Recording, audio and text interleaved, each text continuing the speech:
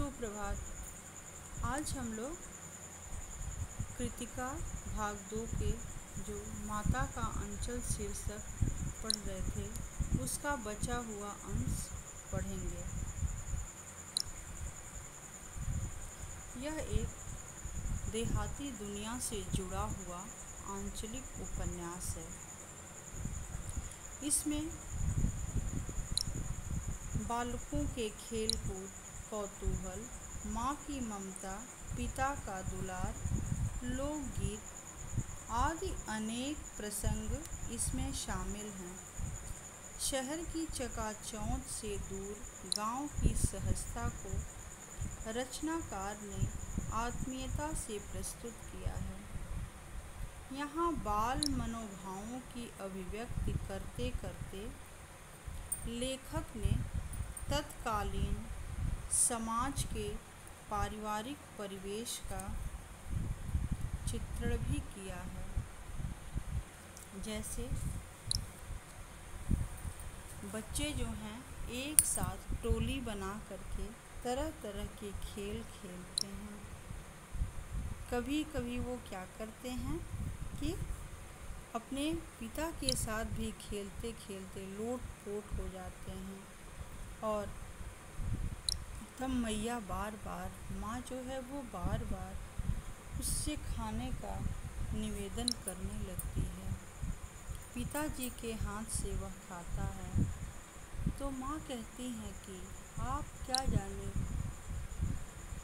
बच्चों को खिलाना, 4-4 दाने का कौर खिलाते हैं। बच्चों को भर भर मुँह का कौर खिलाना चाहिए। इसी पे कहती हैं, जब खाएगा बड़े बड़े कौर तब पाएगा दुनिया में ठौर। यानी उनके कहने का मतलब ये है कि जब बड़े बड़े कौर भोलानाथ खाएगा तभी उसके अंदर ताकत होगी। क्या करता है वह?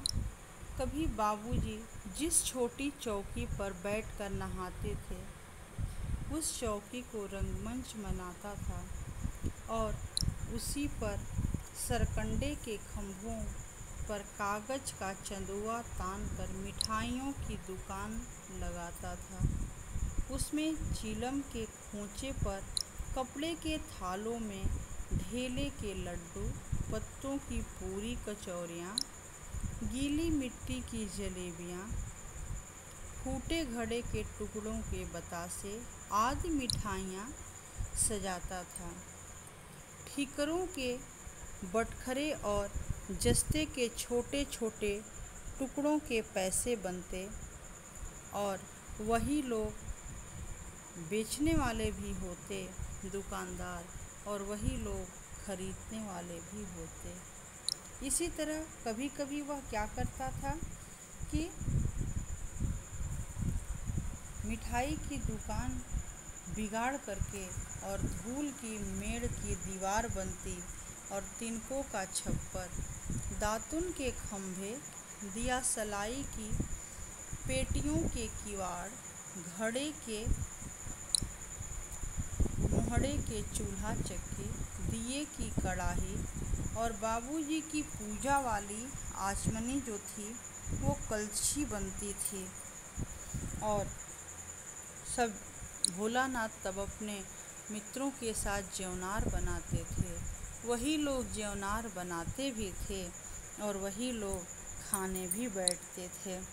और जैसे ही पिता देख लेते थे तुरंत बिगाड़ करके हंसते हुए भाग जाते थे, खिसियाते हुए।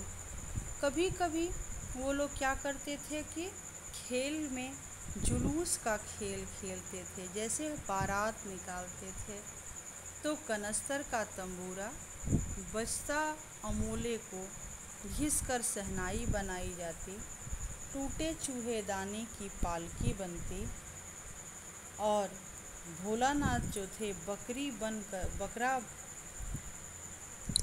पर चढ़ जाते समधी बन करके और चबूतरे के एक कोने से चलकर बारात दूसरे कोने में जाकर दरवाजे लगते थे। वहाँ काठ की पटरियों से घिरे गोबर से लीपे आम और केले की टहनियों से सजाए हुए आंगन में कुल्हिए का कलसा रखा रहता था। वहीं पहुंचकर बारात फिर लौट आती थी। लौटने के समय खटोली पर लाल ओहार डालकर उसमें दुल्हन को चढ़ा लिया जाता था। लौट आने पर बाबूजी ज्यों ही ओहार उघार कर दुल्हन का मुंह निरखने लगते, त्यों ही हम लोग हंसकर भाग जाते। थोड़ी देर बाद फिर लड़कों की मंडली जुट जाती। इकट्ठा होते ही फिर राय मशवरा होने लगता था। इस तरह से भोलानाथ अपने बचपन में तरह तरह के खेल खेलते हैं।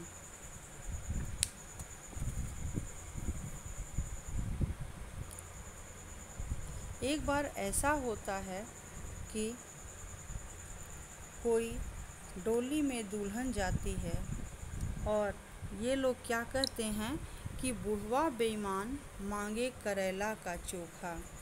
और फिर ये भी भोलानाथ क्या करते हैं कि सुर में सुर मिलाते हैं और वह जा कर के स्कूल में शिकायत कर देता है। और फिर गुरुजी सिपाही की तरह दो लड़कों को घर पे पकड़ने के लिए भेजते हैं।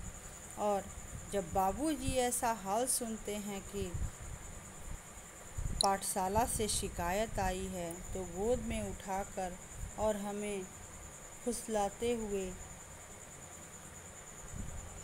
ले आते हैं। लेकिन हम कहाँ, भोलानाथ कहते हैं, हम कहाँ चुप होने वाले। रोते रोते उनका कंधा आंसुओं से तर कर देते थे।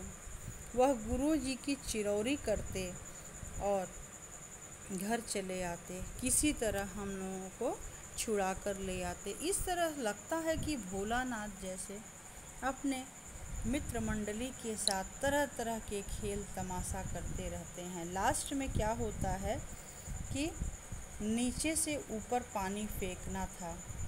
तब सब जब थक गए, तब गणेश जी के चूहे की रक्षा के लिए शिव जी का सांप जो है निकल आया और रोते चिल्लाते सब बेतहाशा भाग चले।